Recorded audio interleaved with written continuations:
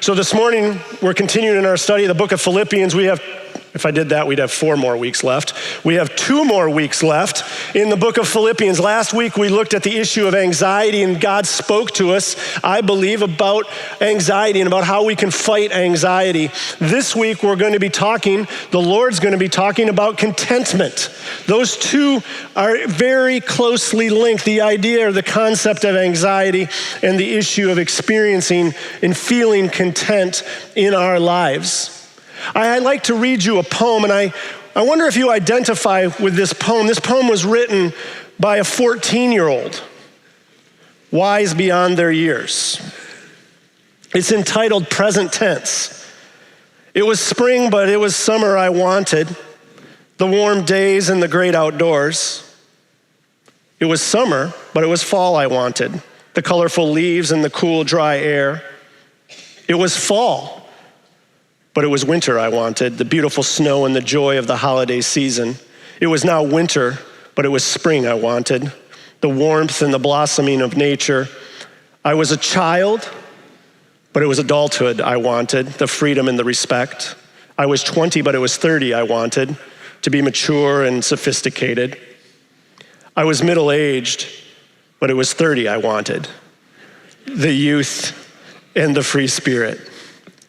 I was retired, but it was middle age that I wanted, the presence of mind without limitations.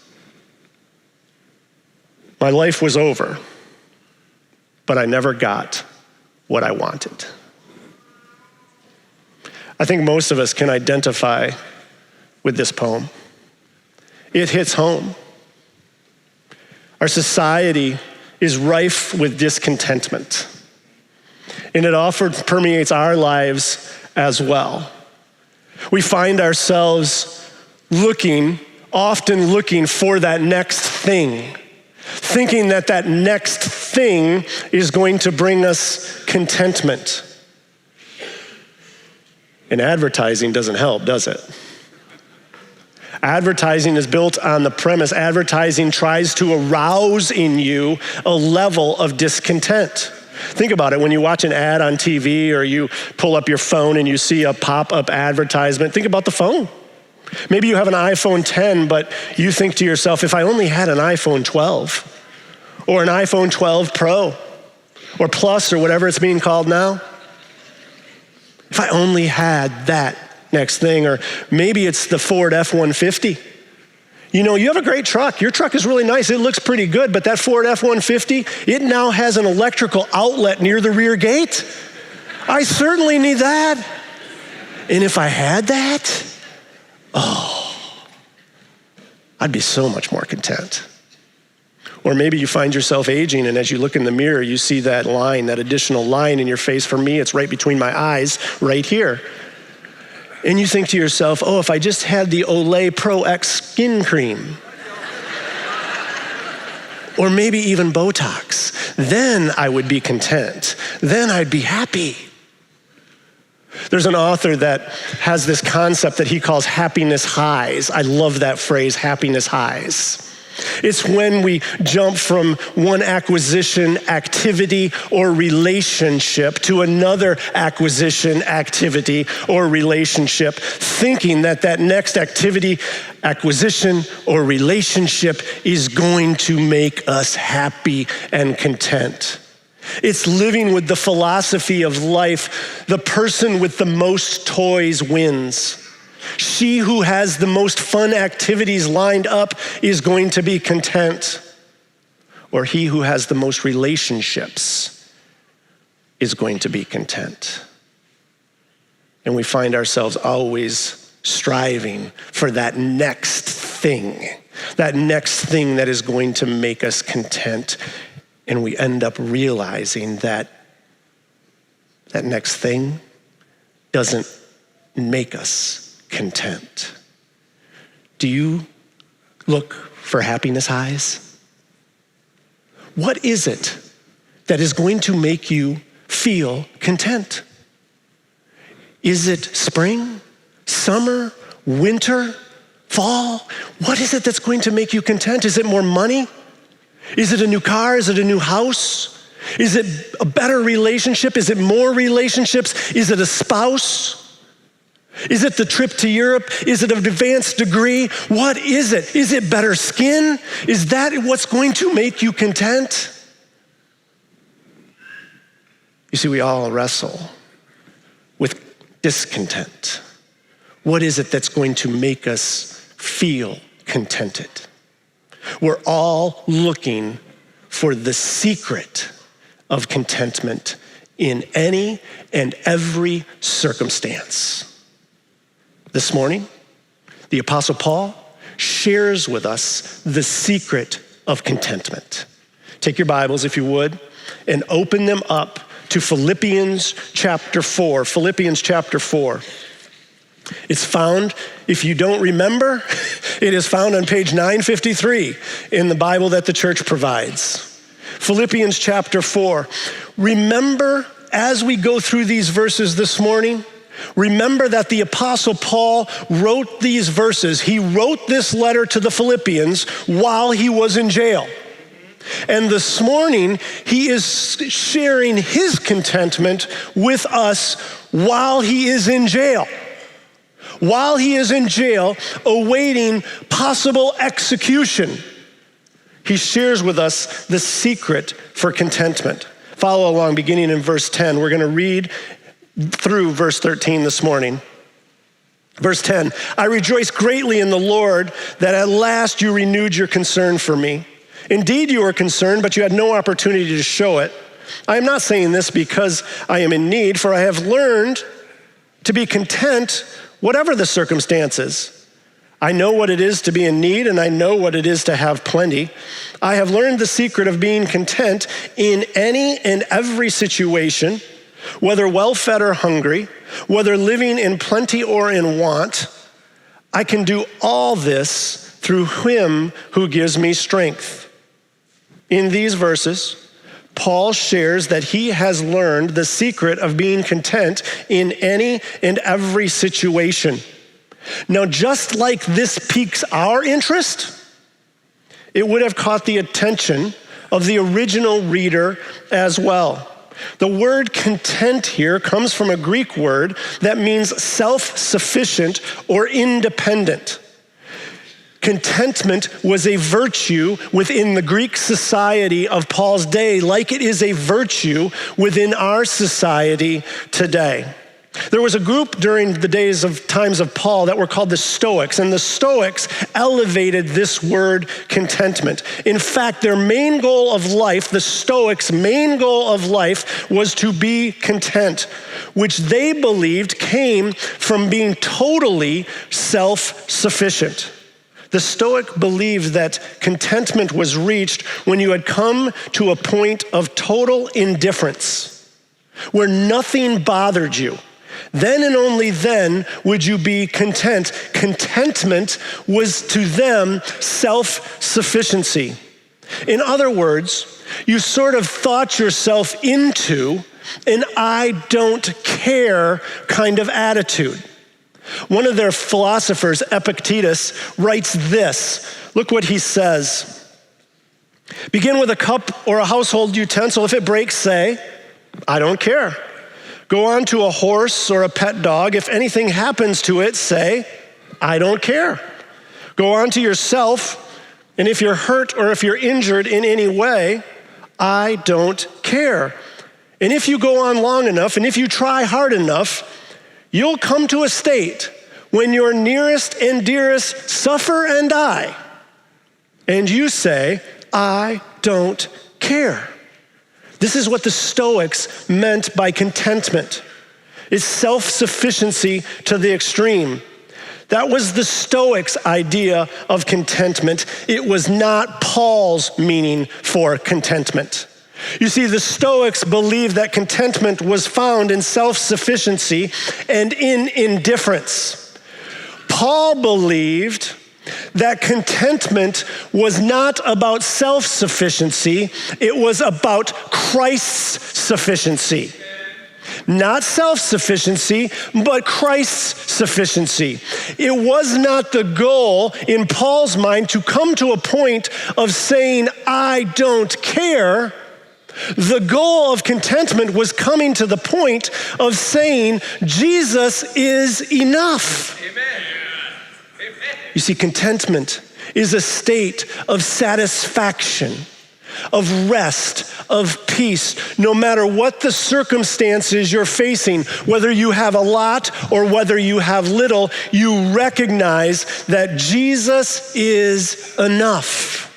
We've talked about the concept of joy and fighting for joy all throughout these past number of weeks. We've defined joy as a settled state of contentment, confidence, and hope. You cannot have joy without being content. And Paul tells us this morning that self-sufficiency, independence is not contentment. Christ's sufficiency and believing and proclaiming that Christ is enough is what brings satisfaction, rest, and peace. So what Paul does this morning is he provides us with 3 steps to contentment and then the secret of contentment. 3 steps and then the secret. So let's look at the first step. The first step in contentment, or towards contentment, or to contentment, is to rejoice in God's provision. Look at the first part of verse 10. I rejoice greatly in the Lord that at last you renewed your concern for me. Indeed, you were concerned, but you had no opportunity to show it. Paul, once again, while in prison, expresses his joy. This time it says he rejoices greatly. This is the first time he said, I rejoice greatly. He's thrilled by this gift, this financial gift from the Philippian church. Now, he doesn't say exactly why they didn't give for a period of time. He simply says that they lacked opportunity. Here, he exclaims, he demonstrates, he writes about his gratitude for the gift. But notice that Paul is not rejoicing simply in the gift. He is rejoicing greatly in the Lord. Paul recognized that this gift was God's provision for him. He knew that it was in God's hands. You see, the first step toward contentment is to rejoice in God's provision. This starts by acknowledging that everything that we have comes from God. Now, we live in a world where we tend to think to ourselves, well, I worked really hard. I'm pretty intelligent. I got after that thing, and this is what I accomplished. We live in a world where many of us think we pulled ourselves up by our bootstraps. The reminder here is that every single thing that you have comes from God. Every blessing that you ever have experienced comes from God.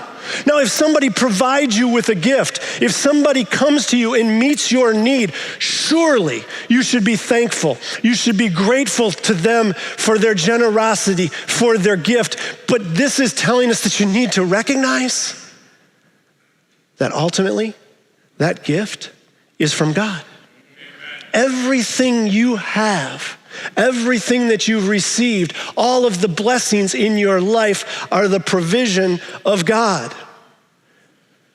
We need to know that all of these things are ultimately from the Lord, which means we need to recognize that God is sovereign, which means that God is in control, that he has his hands in all things, that he is working everything out for his purposes and for your ultimate good.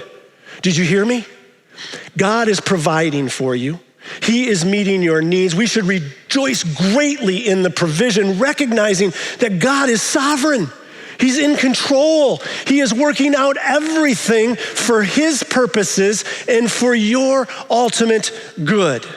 George Mueller knew about the sovereign provision of the Lord. George Mueller was a 19th century person who started an orphanage along with his wife. If you're not familiar with George Mueller, I will tell you this morning, he would make an excellent role model.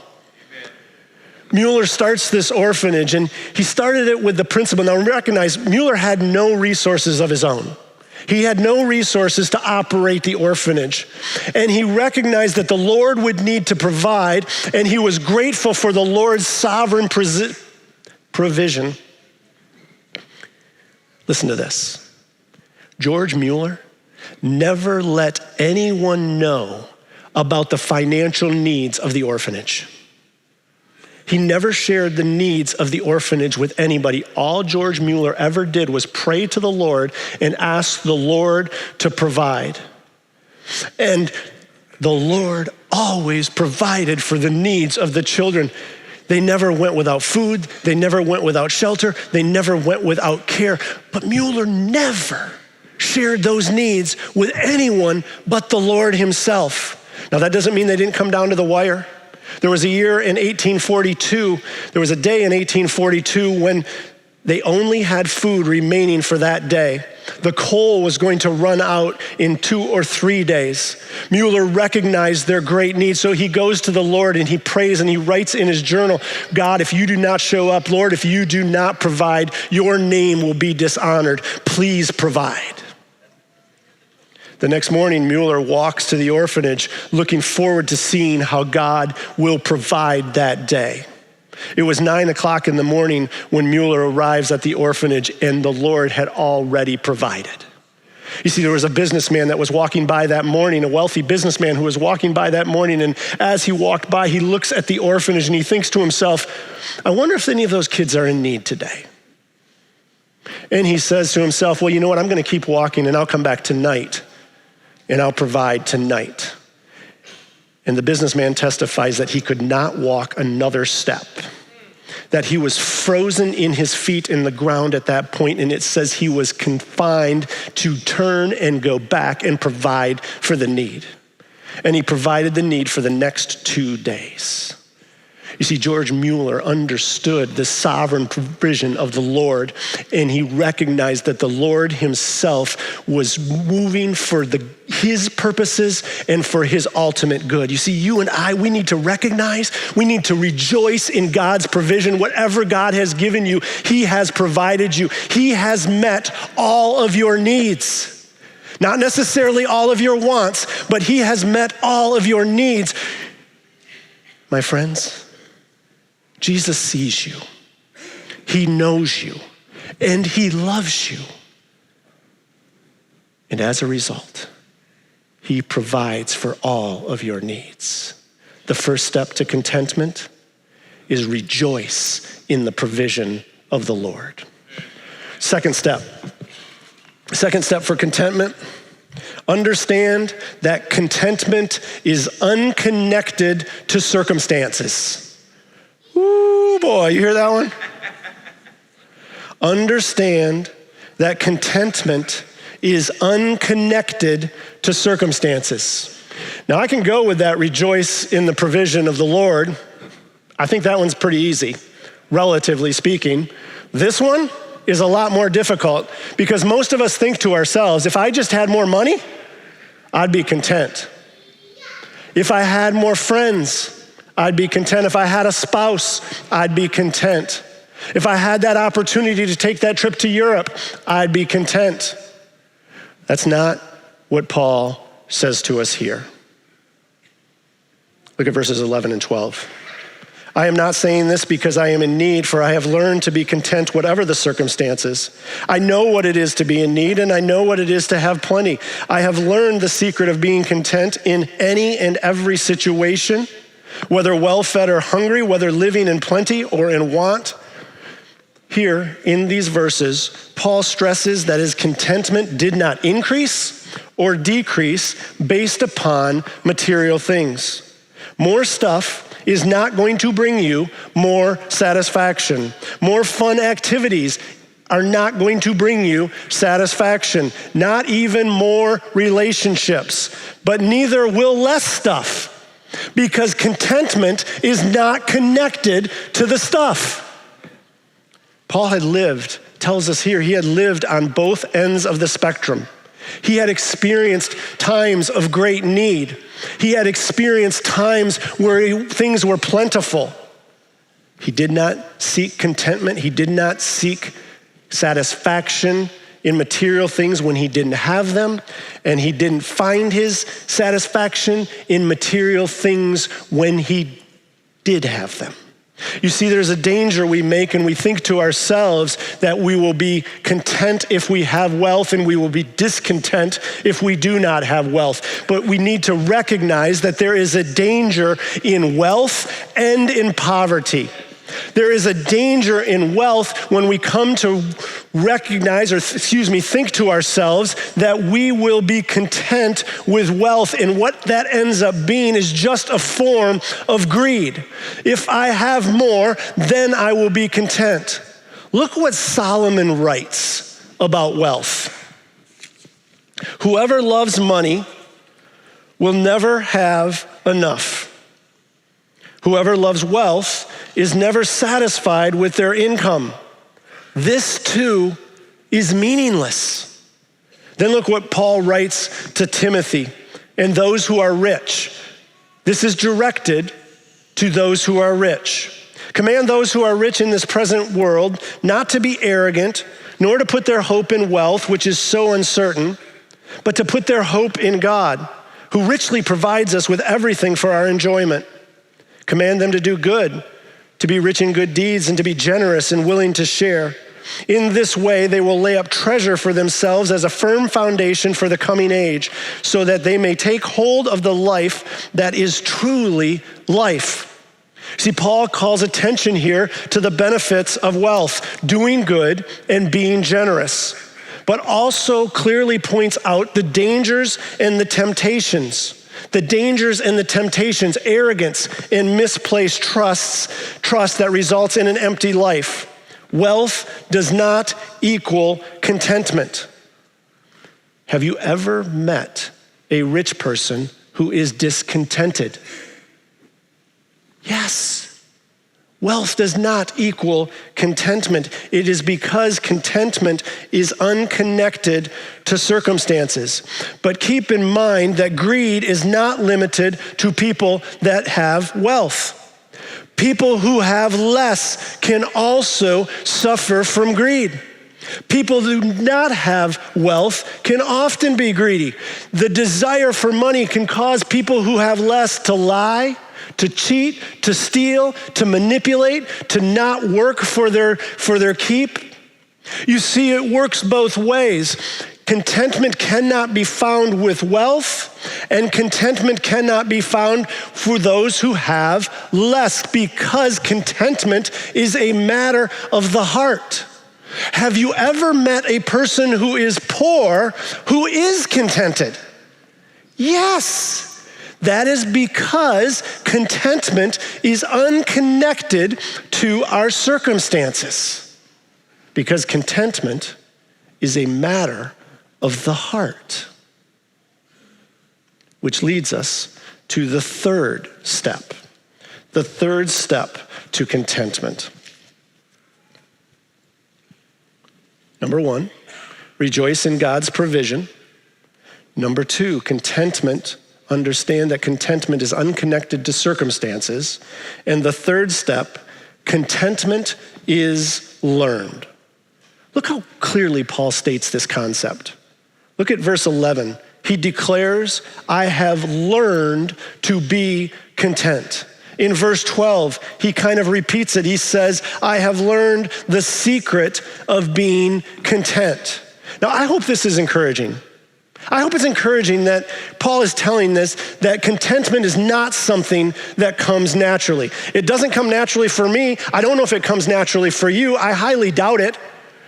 This may be stating the obvious. Naturally, we're prone to compare ourselves with others. We always want more than we have. Think about Adam and Eve. They're in a perfect environment and they want more than they have. We often think that other people's success comes at a cost to us. And think about how much we often complain. Every time we complain, every time you complain, it is a demonstration of your discontent. Do I have any complainers out there? Yeah, don't raise your hand on that one. I was kind of curious if anyone was going to raise their hand. We could all raise our hand. Because we all experience times in our lives when we complain, and that complaining is proof positive of the fact of the discontent that we feel in our lives. But the encouragement is that it took Paul a lot of experiences to learn contentment. He learned to be content when he had plenty. He learned to be content when he had little. I think about Paul and I think about the times when he had plenty. I have to think that Paul spent some pretty good times with Lydia. Remember, Lydia's the wealthy business owner in Philippi. I have to think she probably threw some pretty miraculous parties, some good food, some good times. And Paul had spent time with Lydia, but Paul also spent time without food, sleeping outdoors on the floor, speaking, writing from prison, awaiting a death sentence. You see, Paul experienced plenty, and Paul also experienced little and want. You see, God works in our lives teaching us during the times of plenty, and he works in our lives teaching us when we have needs and wants. And his goal in these times is to teach us to be content, to teach us to be satisfied, to experience freedom, to experience peace through the Lord Jesus Christ, recognizing that Jesus provides in the plenty and Jesus provides when we have needs because he sees you, he knows you, and he loves you. And Jesus is teaching us to be content. A couple of months ago, my daughter Kate called her mother actually.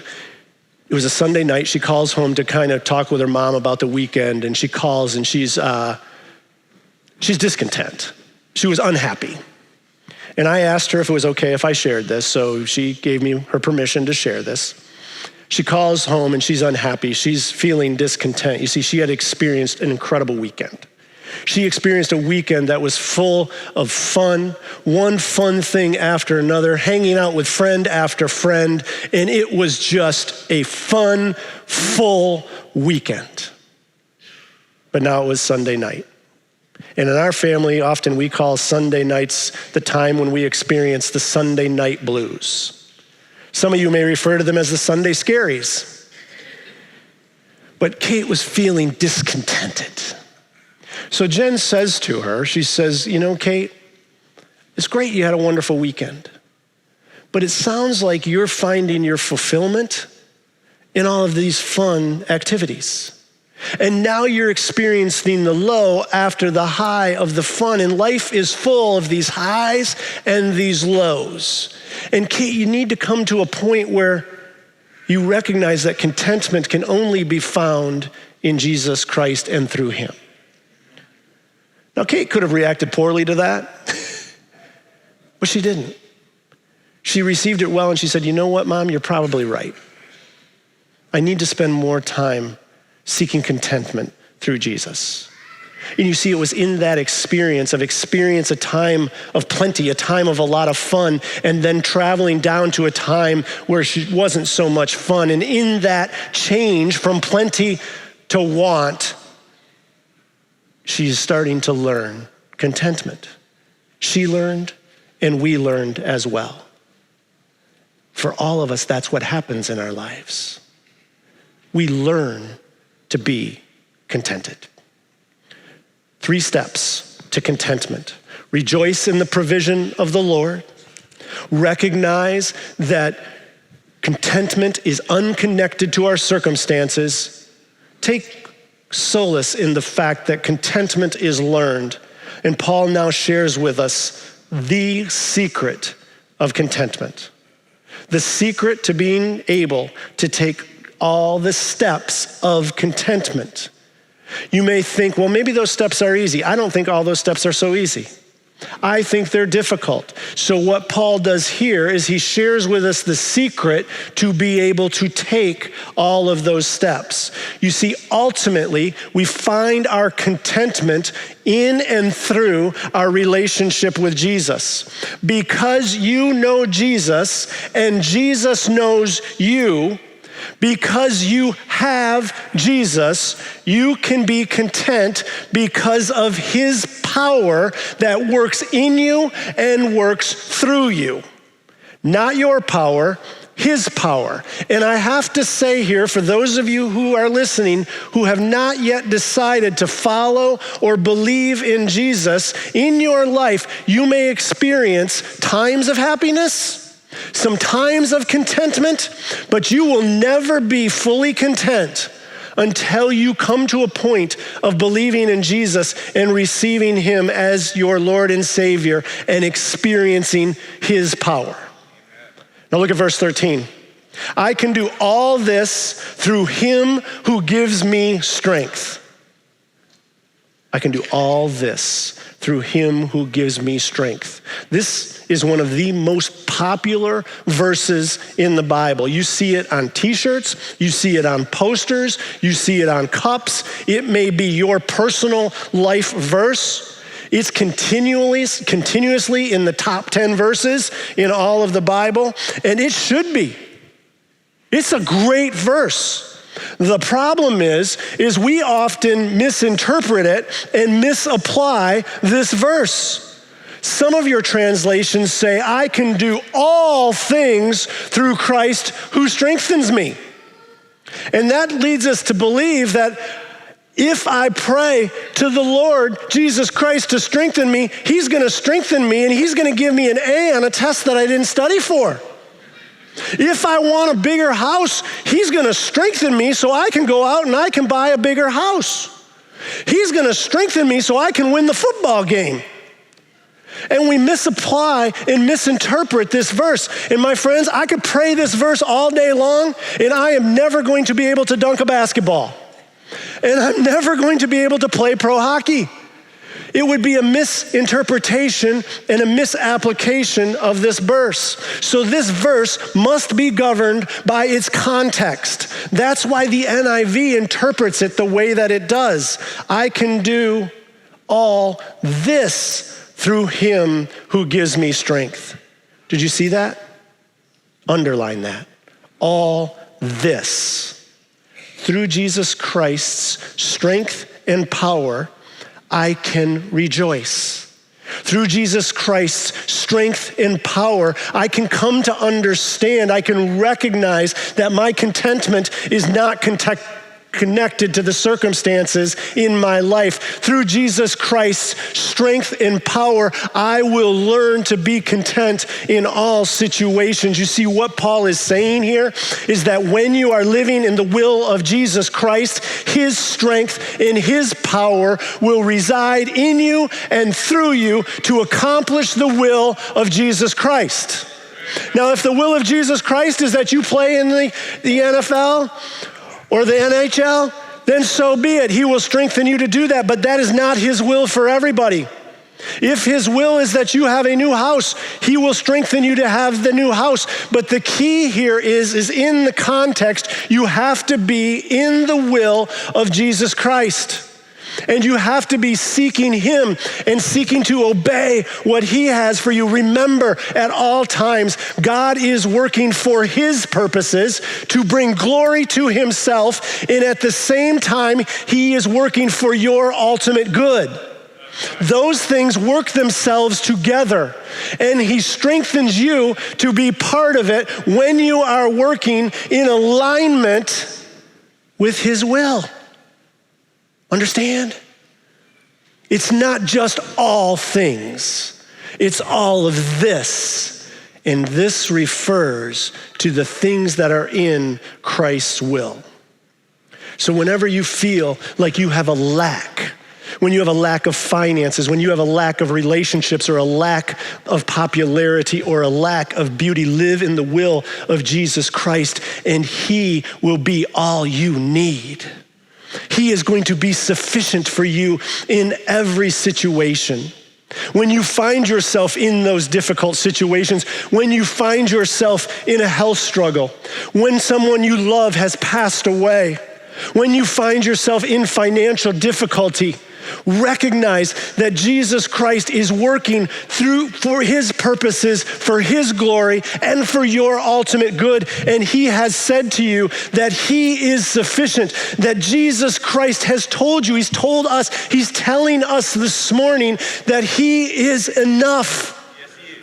that he is all you need, and that you will find contentment in and through him. There's a story about Paul that did not make it into the Bible. Paul, as you know, is spending time in Rome. He's in prison while he's in Rome. And there was a wealthy business person who wanted to meet Paul. He had heard of the exploits of Paul. He had heard of Paul's adventure. He had heard Paul's testimony, and he wanted to meet the Apostle Paul. So when he was traveling through Rome one day, he contacts Timothy and says to Timothy, Timothy, I'd like to meet the Apostle Paul. So Timothy lines up the meeting. When the business person walks into Paul's cell, he looks at Paul, and Paul looks rather old and frail. But as he talks with Paul, he senses and experiences Paul's joy, his contentment, his confidence, the hope that he has in Jesus Christ.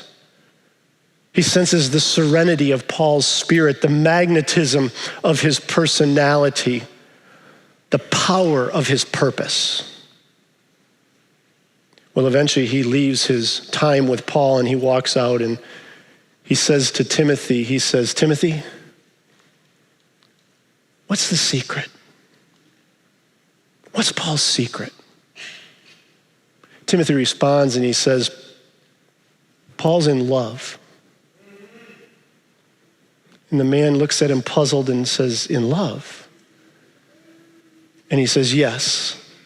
He's in love with Jesus Christ. The man says, is that all? Timothy smiles and responds, that is everything.